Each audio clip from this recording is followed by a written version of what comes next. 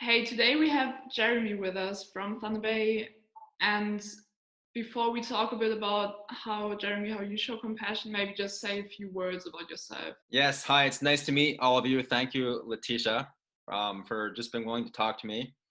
As she said, my name is Jeremy Darrow, and actually, I'm from New Brunswick, and I moved to Thunder Bay in June of last year. And so I had the opportunity to meet Letitia and the PACE team, and we've just had a good time hanging out together. And so I am enjoying Thunder Bay and hoping that summer will come sometime soon. Cool, thanks. So, how do you show compassion?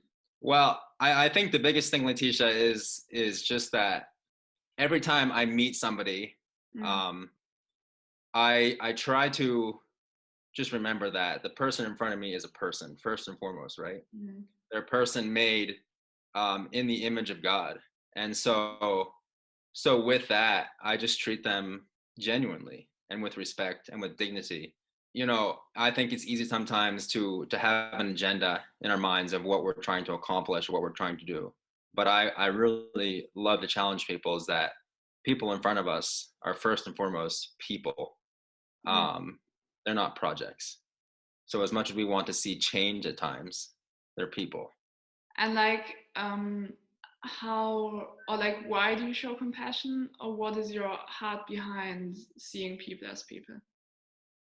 Yeah, I think as I thought about it, there's probably three main reasons that would be my heart behind showing compassion.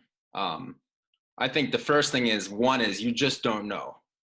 So what I mean by that is you just don't know in the person that you're meeting what their story is, what's behind their actions, why they are where they're at. So you just don't know. And when you don't know, then I think compassion is incredibly important. Find out their story, find out what happened to them, find out why they're at. Just simply love them. Um, Second would be, you know, probably one of the most core things of humans is that we need to be loved. With that, when I approach someone, you know, being loved is what the human heart longs for, right? Mm. Compassion is love when it's not asked for from that person. It's not something prearranged. It's just I care about you because I care about you. It's that simple. No strings attached. And I would say the third thing is that God shows compassion. God shows immense compassion. If you look at John 3:16, that famous verse, it says, "For God so loved the world." And I've really thought about that verse a fair bit, but I would dare say that God was moved by compassion for the human race. And that's just one small example of God's compassion. If you look at the cross, if you look at the things that Jesus did and what he suffered, he was showing compassion for the human race. So I think to sum it up, those three things. One is you just don't know what that person's story is. Second, people need to know that they're loved. And third, God shows compassion. Yeah, that's so good. And to close it, how did you see God move through showing compassion? Well, I would say just because I've seen the results. And I'd probably just tell one quick story from the street if that's fine with Yeah, you. that's great. Yeah. So we've been out on the streets quite a lot.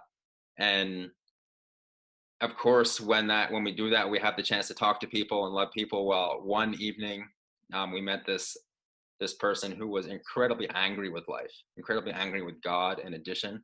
And we really couldn't talk to her. We offered, the food we had that wasn't helping. Just she was swearing at us all the time. Mm. And finally, I was just praying in my spirit. I just said, "Would you like a McDonald's?"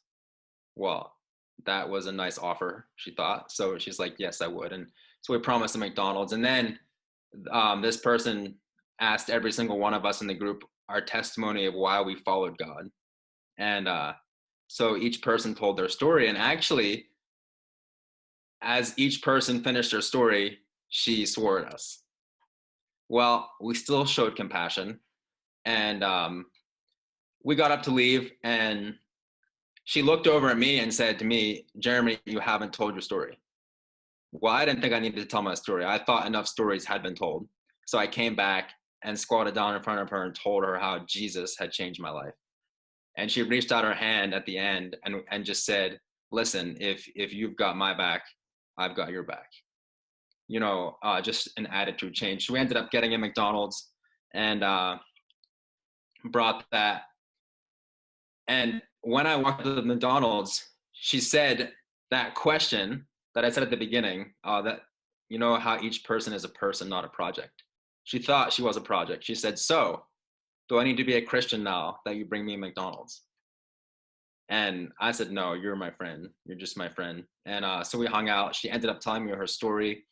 We ended up praying together. She ended up, she took a Bible at some point in there, and today I have this relationship with her on the street where, we know each other by name. She tells me she reads her Bible every day, and it's so evident that God is doing something in her life. So, you talk about compassion. Compassion is what allowed that to happen, and obviously the Spirit of God at work.